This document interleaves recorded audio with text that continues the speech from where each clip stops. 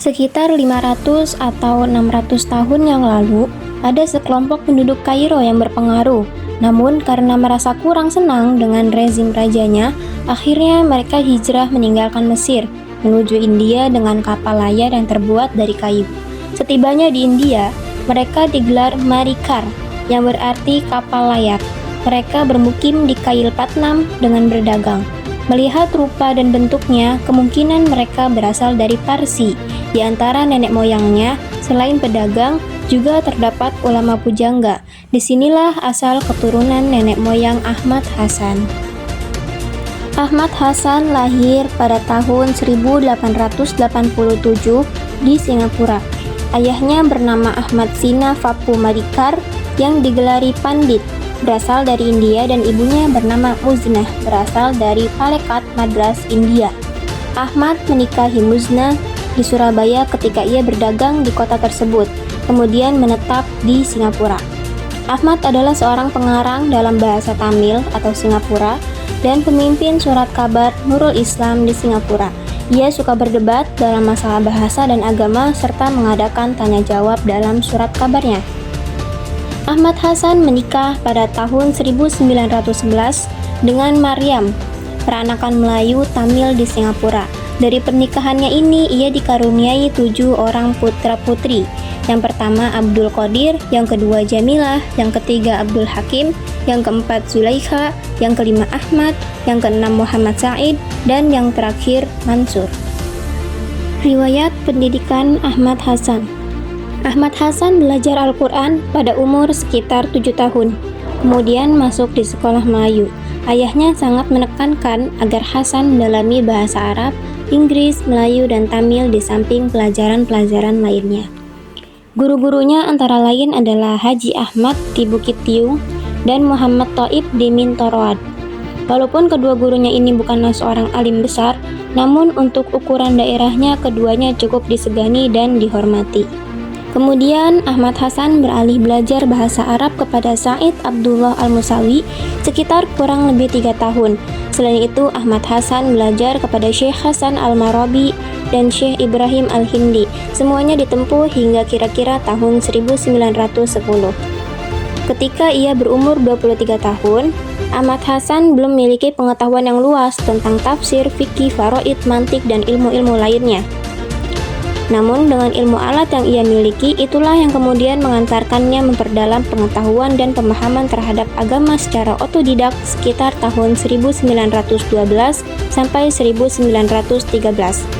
Kemudian Ahmad Hasan bekerja sebagai Dewan Redaksi atau utusan Melayu yang diterbitkan oleh Singapore Press dalam surat kabar ini.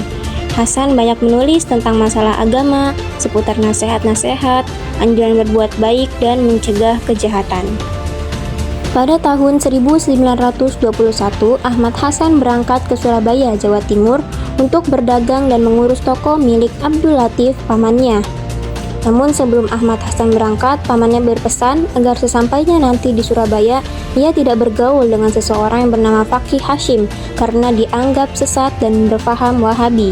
Kemudian pada tahun 1924, Ahmad Hasan berangkat ke Bandung untuk mempelajari pertenunan. Disinilah ia berkenalan dengan tokoh pendiri organisasi Persis, Persatuan Islam, yang kemudian Ahmad Hasan diangkat menjadi guru Persatuan Islam. Kemudian pada tahun 1940, Ahmad Hasan pindah ke Bangil, Jawa Timur, dan mendirikan pesantren Persatuan Islam Bangil. Ia tetap mengajar dan menulis di majalah Himayat Al-Islam yang diterbitkannya hingga wafat pada tanggal 10 November 1958 Masehi. Ahmad Hasan memilih Persis karena memiliki pandangan yang sama dengan Persis, yaitu pentingnya pengkajian ulang terhadap ajaran dan praktik keagamaan. Beliau dikenal sebagai tokoh utama Persis karena kecerdasannya dalam menulis dan berdebat. Ia juga menulis surat kabar dan artikelnya sendiri. Ahmad Hasan diangkat menjadi guru utama Persis dengan tujuan mengarahkan organisasi tersebut menjadi gerakan pembaharuan atau islah. Kemudian, beliau bukan dikenal sebagai ahli debat dan kaderisasi saja, tapi juga sebagai seorang penulis yang sangat produktif pada masa itu. Pemikiran pendidikan Ahmad Hasan Persis. Tujuan pendidikan. Menurut Ahmad Hasan Persis, bahwa tujuan pendidikan itu adalah terciptanya akhlak yang terpuji dalam diri peserta didik. Dalam bahasa beliau, peserta didik memiliki kesopanan tinggi secara Islam. Dalam buku Kesopanan Tinggi, Ahmad Hasan menulis pentingnya akhlak pada anak-anak. Kemudian selanjutnya, sumber dan wawasan pendidikan menurut Ahmad Hasan Persis. Menurutnya, bersumber dari Al-Quran dan As-Sunnah. Karena itu, beliau tidak memperkenalkan kompromi dengan segala hal yang bid'ah.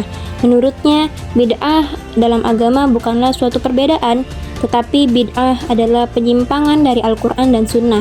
Membiarkan bid'ah artinya memupuk perbuatan yang salah dan kemunafikan. Namun demikian, Ahmad Hasan bukanlah tipe orang yang kolot dalam berpikir. Dalam hal wasilah dan sarana pembelajaran, beliau termasuk yang berpikiran maju. Dalam penampilannya, selama tidak ada yang bertentangan dengan Al-Quran dan hadis. Selanjutnya, metodologi pendidikan menurut Ahmad Hasan Persis. Beliau nampaknya lebih memilih metode dialog dan diskusi, karena menurutnya metode ini lebih memberikan kepuasan kepada peserta didik dan sekaligus membuka pemikirannya. Berdebat dalam hal agama menurut Ahmad Hasan bagaikan membebaskan katak dari kurungan tempurung, sehingga memberi kesempatan bagi manusia untuk memilah dan memilih kebenaran sejati. Kemudian kompetensi menurut Ahmad Hasan. Menurut Ahmad Hasan, kompetensi yang mampu memenuhi tujuan pendidikan yang dirancangkannya, sedangkan tujuan pendidikan menurut Ahmad Hasan terciptanya manusia yang berkesopanan tinggi atau berakhlak karimah dan yang berpegang teguh pada Al-Quran dan As-Sunnah sebagai sumber dari akhlak tersebut.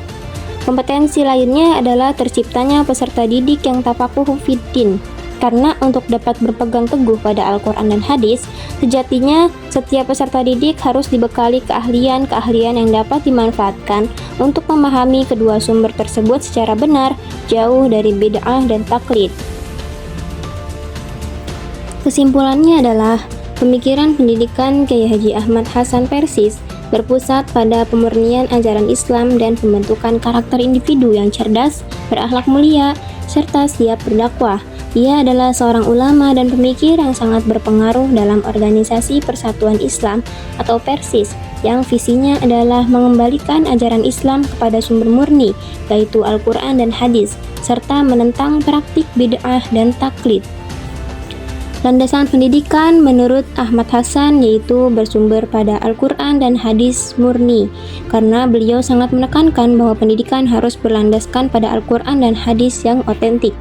Tujuan pendidikannya yaitu membentuk karakter dan pendakwah, dan membentuk karakter individu yang memiliki kedalaman spiritual dan keahlian yang berguna bagi masyarakat. Kurikulum yang komprehensif dan kontekstual. Selain mata pelajaran agama seperti tauhid, fikih, Quran, tajwid, shorof, nahwu, sejarah, tafsir, hadis, dan kaligrafi, Ahmad Hasan Persis juga memasukkan mata pelajaran umum seperti geografi, aritmetika, dan sejarah. Beliau dikenal sebagai seorang pembelajar otodidak yang cerdas dan menerapkan metode pengajaran yang efektif.